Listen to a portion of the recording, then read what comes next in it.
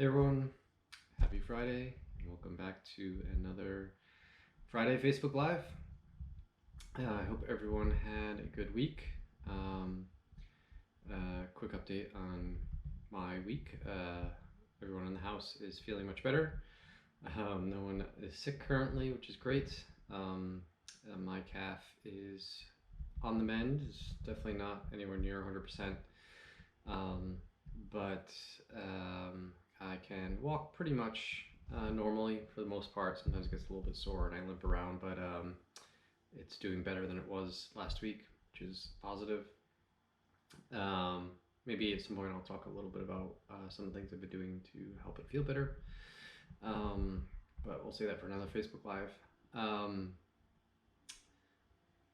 Because I can't run, I've been spending a lot of time on the rower.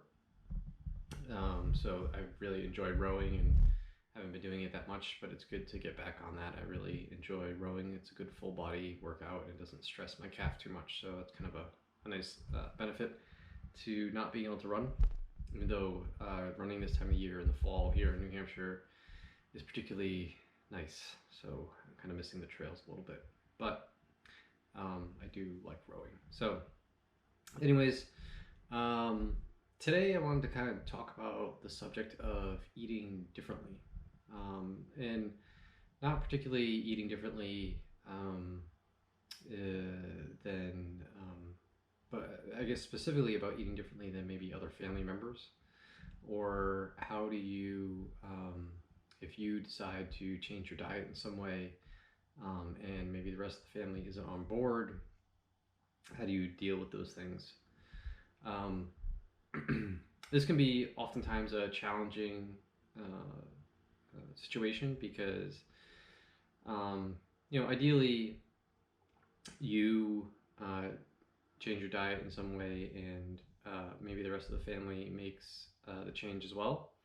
And you guys can all support each other, but sometimes other family members don't want to change their diet. Or you might have to change your diet for medical reasons, but maybe other people don't. Hopefully, family members are somewhat supportive to you, or they are at least mindful of the situation you might be in or what you're trying to do for yourself, and support you in that by maybe accommodating you in some ways, right? So, if for example you're trying to eat more vegetables, and you're making maybe you're making meals for the family and there's more vegetables that they don't necessarily mind that addition to their plate as well, because it's probably beneficial for them. But sometimes it's just a matter of fact that sometimes family members they don't want to change anything. They want to eat the way they want to eat, and that's fine. You can't really force people to do that. But how does that affect you? Well, I think if you're the person cooking and making the meals, then if they're not going to put any effort into cooking the meals, you make the meals that you want to make, and they have to deal with that. That's the way I think it should work, because you're doing the work, so you get to decide. And if they want something different than what you're making, then they should make it themselves.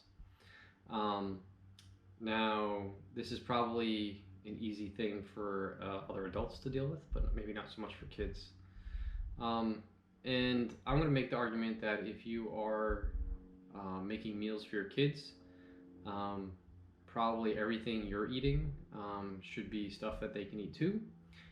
But they might need additional food, right? So, for example, if you're following a ketogenic diet and you're limiting your carbohydrate intake, kids don't need to limit their carbohydrate intake. So, if they like to eat potatoes or rice or beans or fruit or whatever, there's no reason why, just because you're not eating carbohydrates, that they shouldn't be eating carbohydrates. So I would argue that you should make them those in addition to the meal, so they're just add-ons to the meal.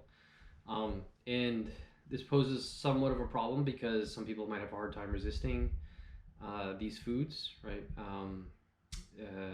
So if you're making these types of foods and you have problems resisting them, then one thing to do is really practice some mindfulness while you're making the foods, right? Don't just mindfully pick up a French fry that you made for them and eat it, or snack on some berries or whatever because they're in the house. You need to be very mindful when you're around food, and starting to be mindful around the food will help you with any kind of like mindless snacking or problems like that. Um, and other people struggle with if they're making bigger jumps, right? If you're making a bigger jump from I'm going from a standard American diet to a paleo, primal, keto, whatever diet, and I'm eliminating a lot of foods in the house and things that other people are useful to, and snacks for my kids and stuff like that. And what do I do with my kids in that case? Um, how do we make that transition? Well, this can be a tough situation. Kids don't, they don't understand depending how young they are, right? My kids are 2 and 5, right? So they don't, they understand that cake tastes good, but they don't understand what's inside that cake is necessarily good for them, right? Um, so um, as they get older, you can have more in-depth conversations with them about the reasons why you try to eat the foods you try to eat. My 5-year-old daughter is at the point now where she's asking me a lot of questions about why don't I eat certain things, or why when we might go to a party that I don't eat the cake or the ice cream or something like that. So she started being inquisitive, and I give her honest answers about why I don't eat these things. Um, Now, for my kids, what we do, and we had to make this transition at a certain point with my daughter because originally we weren't paleo primal when my daughter was born, but now we are. She was still young, so around 2 or so, I think she was, and we made that transition, so it was a little bit easier. But um, we at home pretty much eat paleo primal, and the kids get what we eat. So that includes things like fruits, rice, potatoes, all kinds of meats they have access to if they choose to eat them. Right now, my kids are both really into ground beef for whatever reason. My son has an amazing affinity for steak at the moment. I swear he ate a half a pound of steak last night for dinner. But they go through phases about what they like to eat. Sometimes they'll refuse to eat protein for a while, and then next thing you know, they're gobbling down large amounts of protein. Sometimes they'll refuse potatoes; they don't want those, and then they want fruit or strawberries or whatever. So we keep all sorts of paleo primal foods in the house, and they have access to those whenever they want. Um, we also keep a lot of paleo primal snacks around, and there's a lot more out there now than there were, that we can give the kids. So things like RX bars and these fruit bars called That's It, which just has fruit in it. We have Lara bars. We have the Serenity Kids baby food pouches. My son loves those. We have cheese sticks. We have applesauce. We have nuts and seeds that they sometimes gobble down. We have paleo granola that they eat. Um, we make all kinds of things like paleo waffles and pancakes and things like that that they eat, for breakfast. We have eggs. We have jerky is a big staple for both me and my son. My son really likes jerky, so all kinds of jerkies. Um, let's see, nut butters, nut butter packets are good. I'm trying to think of other things that we have in the house, but there's a lot of different snack options for kids now, and they should be able to have quote unquote, normal snacks, just like anyone else, but they're paleo primal friendly. Um, so sometimes you have to make this transition a little bit slower when your kids are older. If your kid is a teenager, they're 16, 17 years old, you decide to change the way you're going to eat, unfortunately, at that point they have kind of free reign to choose what they want to eat. You really can't stop them, but you can say that this is the types of food I'm going to buy. These are the types of food that's going to be in the house. If you want something else, you have to buy it yourself, right? I'm not going to buy it for you, that type of stuff. But generally, the younger your kids are, the easier it is to make that transition. I understand when you're, 9, 10, 8, it might be a little bit more of a difficult conversation. with kids transitioning over to a new way of eating when they're used to an older way of eating. And it can be a slow transition, and it doesn't necessarily have to be taking out foods. Maybe it's adding foods, right? Like I said, you're adding vegetables to their meals. You're adding new kind of primal friendly foods that they might not have tried. If it's nut butter packets or these new, primal kitchen bars was one of the snacks that we have around that we have, or different types of fruits or whatnot. So you're adding before taking away, and then slowly, once you add the good stuff in, maybe you'll see that they won't be eating the bad stuff.